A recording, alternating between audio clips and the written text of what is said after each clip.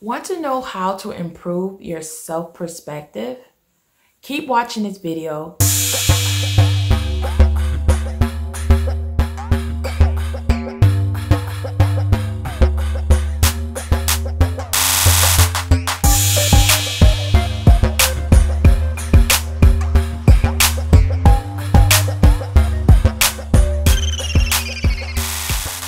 Hey my beautiful sisters, welcome to a new video on self-worth. In today's video, we're going to be talking about how improving your self-perspective can help you improve your self-worth. If you have a bad perspective of yourself and would like to know how much it can affect your confidence in your everyday life, be sure to watch this video to the end so that you don't miss out on anything. Hello, my first-time visitors. I am Rose Jones, and I am a survivor of self-hate, domestic violence, and childhood trauma. And I am currently fighting PTSD, but I am using all my experiences to spread awareness and help women who are going through the same experiences. My goal for this page is to support and help women heal so they can shine bright again and live life on their own terms. If this is the type of content and support that you are looking for, I would love for you to hit that subscribe button and turn on your notifications. Now, let's get into today's topic, how to improve your self-perspective. You have probably heard the saying that goes, things aren't always what they seem. It is a matter of perspective. Well, that saying couldn't be more true even when it comes to self-love. Your self-perspective is the idea that you have about the type of person that you are. It is the idea that develops from experiences. You judge the type of person that you are based on your own reaction to certain situations, your own array of thoughts, and on the opinions of others. But here is the thing, other opinions, you will always vary from that of yourself. Even our perspective for ourselves is based very limited on the things that we have seen and experienced. So it changes with every new experience that we have. And your self-worth is the inner sense of being good enough. If you have higher self-worth, you feel like you are worthy of all love, happiness, and good things to happen to you. This is why self-love is directly linked to self-worth, because you have to love yourself, or at least feel good about yourself to feel worthy. Simply when you have a low worth, you are more likely to generate negative thoughts about yourself and analyze your whole life in a negative light. You may feel unworthy of anything good you ever received, and you may also develop a tendency for self-blame. For example, in the old days, it was very common for men to hit their wives. During that period, abuse in marriage was perceived as normal because by both men and women who carry on this narrative to the next generation, and that was never ending cycle. During those times, women were made to believe that their husband would only discipline them when it was their fault, or if they made any mistakes. So when a man hit his wife, automatically puts the blame on herself, thinking that she must have done something to deserve that, even when it wasn't the case. My husband will only hit me if I made a mistake, was the general perception back then. I must have done something wrong.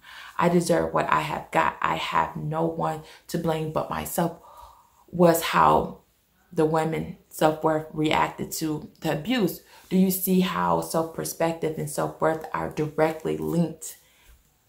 Higher self-worth is the feeling that says, I deserve better. But when you perceive yourself to be the problem in your failing relationship, you're lowering your self-worth to deserve. I deserve what happens to me. We often see this mentality in victims of abuse that always seem to believe that they were the problem in the relationship, or they fully believe that it was something that they did to trigger the abuse, even when it clearly was not their fault. And they're lowering their self-worth, that's stopping them from thinking positive about themselves. We can improve our self-worth with just a little change in our perspective. Changing our perspective every once in a while is even encouraged by experts, because it can help us view a situation or thing differently or more positively. Changing perspective can help us become more compassionate, empathetic, and radicalized, because rather than being stubborn in our views, we were willing to put ourselves in other people's shoes and judge the situation through changing perspective, giving us a new insight into things and judgment, and only true if it driven by external factors. In other words, you should change your perspective for the sake of gaining a better understanding of a situation, not because you are deliberately looking for view things for a alternative angle, just for the sake of your loyalty towards a person in question.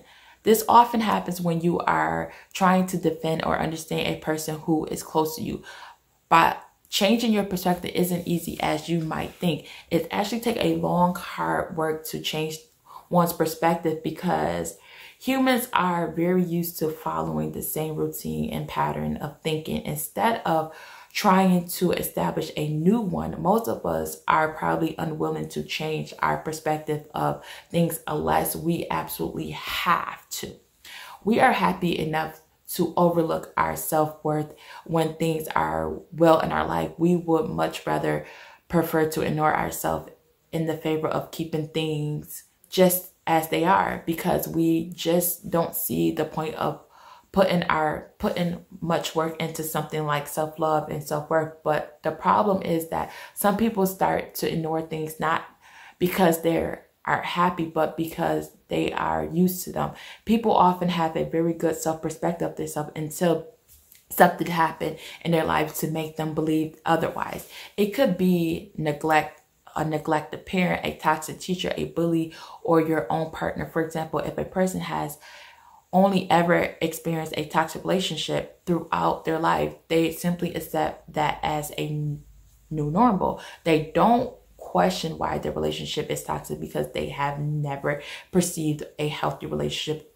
And their lover and lower self-worth makes them believe that this is the best that they deserve. Let's say you have always dated a guy who thinks hurting you and putting you down is okay, and you have a friend who has different relationship from you.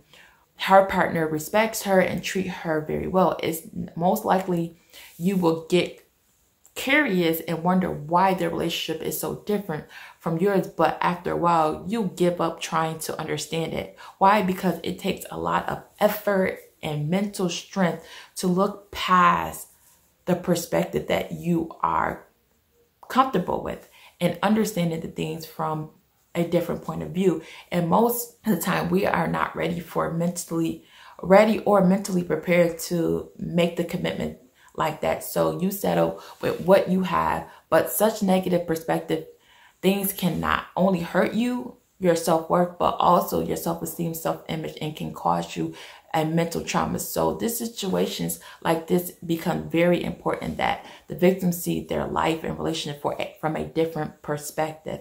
Your perspective of yourself is directly linked to how your self-worth, and how when you have a negative perspective of yourself, your self-worth lowers with it. If you think that you are a bad person, naturally you feel like you don't deserve any good things in your life. But when you work a little harder and try to change your perspective to a more positive one of your self-worth, will change along with it.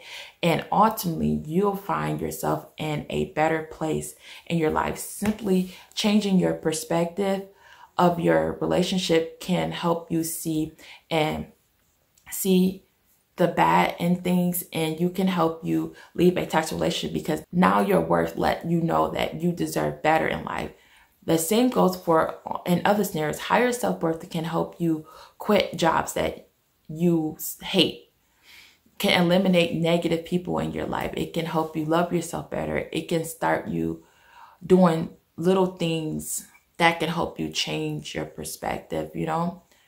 That's it for today, my sister. I hope you enjoyed this video. Now for the people who are looking for more serious help with their self-healing, for those who want to learn new skills and live life unapologetically, I would like to invite you to our Facebook group called Let Rose Speak Sisterhood. In this group, we have weekly challenges. We have monthly lives. We have support groups. All of this is inside this group. It's like-minded people, supportive people. So if you would like to join our group, I would like for you to click the link in the description, or you can look us up on Facebook and look up Let Rose Speak Sisterhood in the Facebook group tab.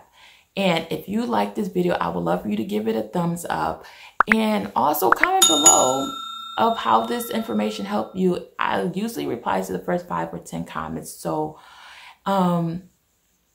leave a comment and you'll get a reply from me. And if you did like the video and it was helpful, I would love for you to also subscribe and turn on your notifications. Now, I love talking to my beautiful sisters. So just really, let's talk back and forth. Let's get into the group and let's get together now. Have a good day, my sisters, and I'll see you in the next video.